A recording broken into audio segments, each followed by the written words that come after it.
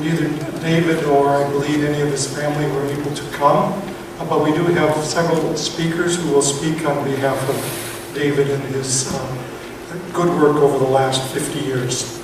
Our first presentation will be by Ron Seaman.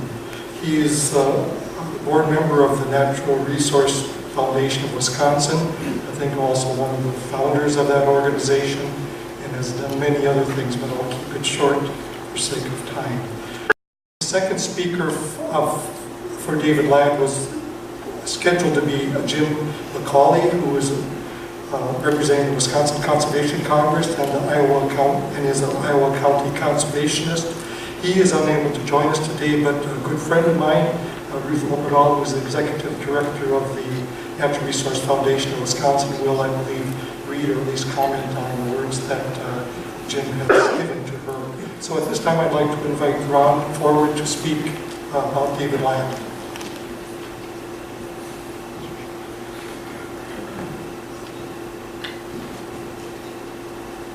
Thank you, Joe. And I just promised Joe that I would have all of you to lunch or dinner tonight at between 3 and 4 o'clock. So I'm going to keep the remarks relatively brief.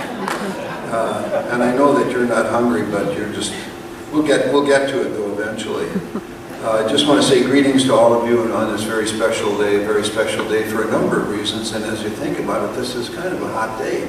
We've got a big boxing match going on tonight, and we've got a Kentucky Derby, and we have opening fishing season today.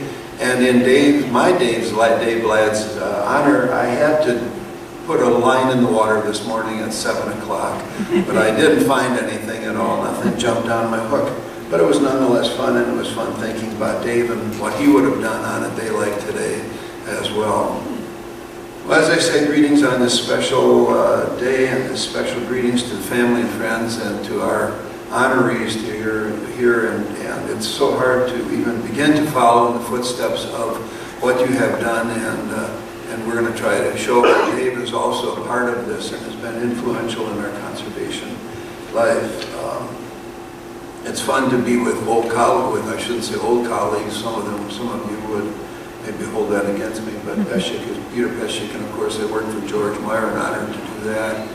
But it's fun to be with all of the people that I've worked with over the years. Going way back to, as I'm thinking about it, going way back to 1975 or 72, I think Peter Peschik and I kind of worked in the Justice Department together for a little while, and he taught me a lot of the ropes that were necessary to sustain myself in government. As Joe said, I'm Ron Seaman, one of the founders and past chairs of the Natural Resources Foundation, and also past Deputy Secretary of the Department of Natural Resources. And on behalf of the Natural Resources Foundation Board, our Executive Director, Ruth Loperdahl, who's sitting down over here, and who will have a very brief letter to read in just a few minutes. Our board and staff members, Bruce Brown is here. Many of you know Bruce, former Deputy Secretary and Chairman for a number of terms of the Natural Resources Foundation. And I mentioned George Meyer, who was on our board for a while and was being eaten up by the time commitments and couldn't stay on, but still his heart is with us. And also we're happy to have Chris Thomas with us too. And everybody here I think knows Chris, but she was on our board for a while. Well, thank you all for being here. And on behalf of all of us, we're pleased to support and recognize the induction of Dave Ladd into the Wisconsin Conservation Hall of Fame. I first met Dave a little over 30 years ago when I chaired the DNR's license fee team. And I don't know if you know how this works, but a lot of people think that the DNR just comes up with some ideas for hunting and fishing and sports licenses, and everybody buys into those. But one of the part of the processes that goes with that is to sit and negotiate with the Conservation Congress. And I found myself doing that a number of years ago, 30 years ago or so, with Dave Ladd sitting opposite me, down at the long end of the table, kind of staring at me and thinking, what are you guys going to come up with now that we've got to challenge you to? And it was a delight to do that, to work with Dave and his committee. And in that stead, I found that Dave's commitment and strong dedication and interest to Wisconsin's many conservation resource blessings were outstanding, and I think all of you have learned that or know that if you know Dave at all. In 1986, the DNR decided to sponsor the creation of a Natural Resources Foundation as a vehicle for attracting much-needed alternative funding. And as we look at our budget today, the thing that's going on right now in the legislature, I guess all of us have to be thinking about alternative funding to some extent. As I mentioned earlier, I had the privilege of being one of the co-founders and in looking for quality board members to direct our foundation's growth and work, which has, by this time, I would say, been very substantial and due in large part to Ruth Abidal and others, and Bruce and others. We asked Dave's name surfaced immediately when we were putting this thing together, this Natural Resources Foundation. He was asked to serve and he quickly agreed. In the following 23-year period or so, Dave has served in the capacity of NRF board member, obviously member, all that while. He was advisor. We picked his brains as a consultant for us. How do we grow? How do we turn this small fledgling foundation into something that's going to be meaningful? Dave was instrumental in guiding the Small Match Grants Committee, also known as the Bizadny Committee, named after Buzz Bizadny, who many of you know, I know here, and is also part of the Wisconsin Hall of Fame. This was one of the foundation's pivotal programs, this Small Match Grant Program, where we have to date, I think, given out more than 500 grants to virtually every county in Wisconsin, excuse me, and a total of more than $500,000. The total money that's turned over by us already has been in the $50 to $60 million category. Much of it, $5 million, has gone to the DNR alone. So we're very pleased with the work that Dave has guided us through. And if we asked him, how does he think about the foundation, he would say, well, I wasn't just on that Bizadny committee. I also saw you, helped you with state natural area programs, reintroduction of trumpeter swans, reintroduction of whooping cranes, educational field trips that have become so much a part of the foundation. Many of you know Dave through his successful woodcrafting manufacturing company, recognized for its management leadership in Wisconsin and, of course, nationally. And this was alluded to before. He was the Small Businessman of the Year in Wisconsin and ranked third in the entire nation as a small businessman. He was recognized as the Business Person of the Year in 2006, was awarded the DNR's John Brogan Environmental Award for his company's commitment to environmental protection and improvement. Dave helped found the Wisconsin Woodland Owners Association, which we talked about just a few minutes ago, and was a champion of urban forest and tree city initiatives, still going active today. In addition to the foregoing, Dave's conservation contributions are extensive. Many of them have been, will be mentioned by others, and many of them have been already listed as part of the legislative enactments that were read to us earlier. But here's a partial list of the things that we summarize when we think of Dave. He served on the Conservation Congress for 40 years. He chaired the Congress's Turkey, Big Game, Legislative, Habitat, Farmland, and Deer 2000 Committee. Some of you worked with him on some of those, I know you did. He co-chaired the Governor's Stewardship Advisory Council. Dave holds a lifetime membership in Pheasants Forever and was a founding member of the Southwest Trout Unlimited chapter. In 1999, he was awarded the DNR's Law Enforcement Certificate of Appreciation, and in 2000 was awarded the Milwaukee Journal Conservation Hall of Fame Award. In 2003, he was awarded the Wisconsin Wildlife Federation's Conservationist of the Year and the Trout Unlimited Award of Merit. In 2006, Dave received the Gathering Waters Lifetime Conservation Award, and then finally in 2011 was awarded the Natural Resources Foundation Award as the Outstanding Conservationist. Well, as you look at that, that's quite a summary of accomplishments. In addition to that list of achievements and recognitions, Dave found time to care for the 700 acres, conservancy acres in Iowa County and valuable prairie and wetlands. Some of you have even visited, I know have visited those areas, and they mean a lot to Dave and to the people that have seen them. He served on the board of Dodgeville's Upland Hills Hospital and has given 7 years of his time to the Air National Guard. as you think about this, what motivates individuals to unconditionally give of their time and talents, as so many of you have done? What is it that wants us to preserve the spirit of environmentalism and resource protection? What caused Gaylord Nelson to do his thing with Earth Day and the Apostle Islands and hundreds of other things? And Aldo Leopold, as we talked about, to love the birds of the field, and John Muir to want to create and preserve parks. And our own Buzz Bizzadney, why did he find air and water a challenge and was determined to have it as pure as possible?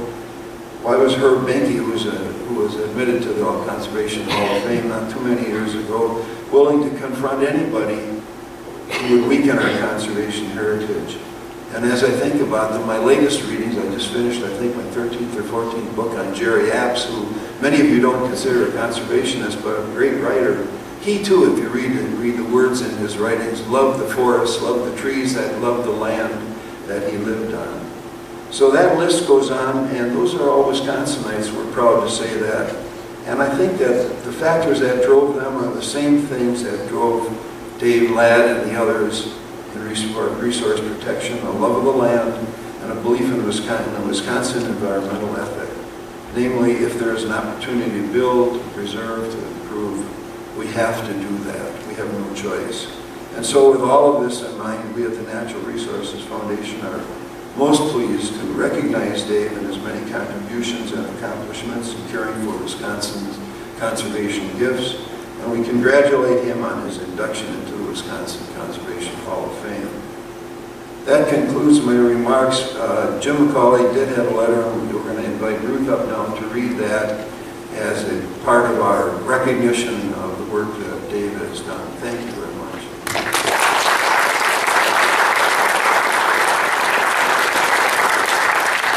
Best afternoons of my life was driving around in Iowa County with Dave Ladd.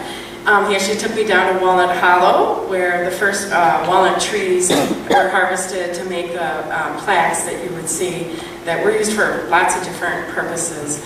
And we ended up at the Iowa County Prairie Restoration Project. It's the only county park in Iowa County, and it's been a labor of love for Dave. And so I just wanted, before I read the letter from Jim McCauley, I just wanted to let you all know, if you're a good friend of Dave, he wrote a book.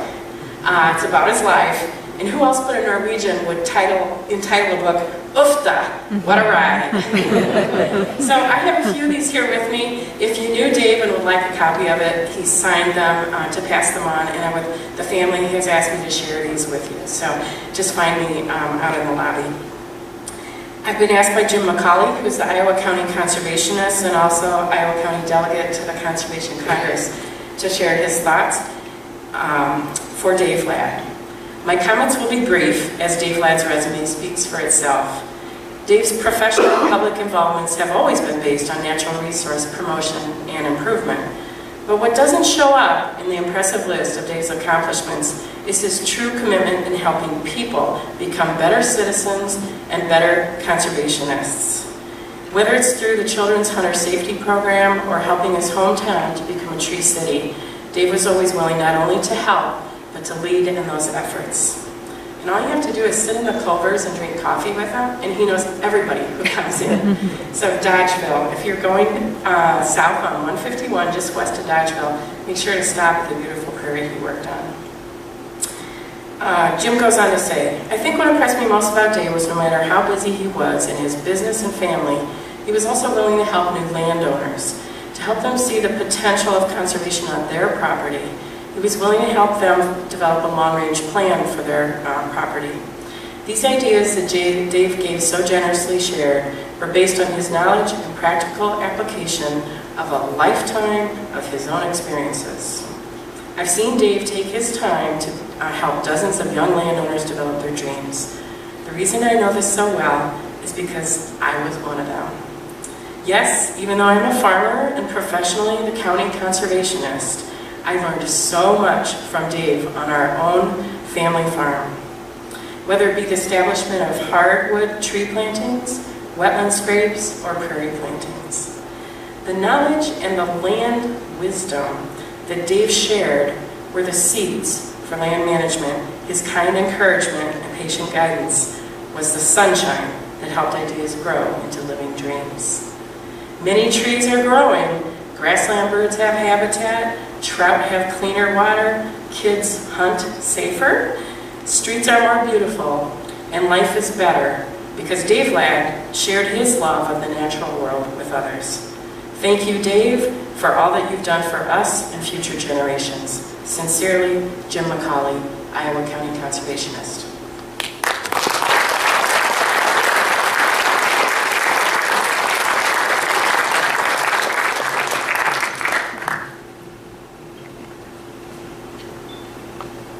Thank our presenters for their kind words about David Ladd. As they were speaking, I realized I'm doubly sorry that David did not come. One, I would like to have met him because of all of the great things that he did, and like you, I think I share many of his sentiments about conservation and nature.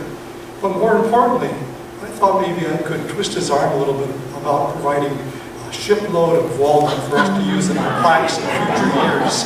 So, Ron, I'll let you carry that message back to Dave sometime. Okay, enough on humor. Let's unveil the plaque for David Ladd.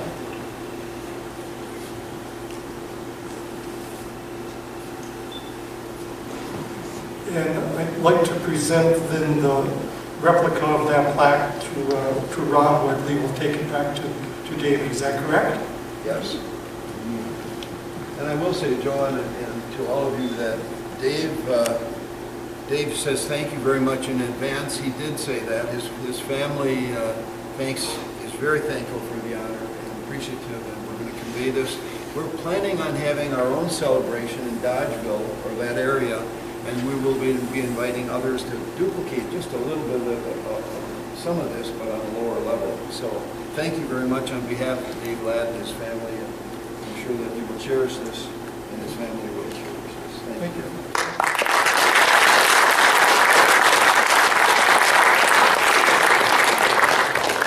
Quick aside, 30 years ago I knew Ruth Orthodoll as a student, as she worked with me and other people at the Environmental Learning Center in Isabella, Minnesota, way back in the early 80s. So it's good to see that you have continued to follow the faith. So we have concluded our induction ceremony. We have three phenomenal citizens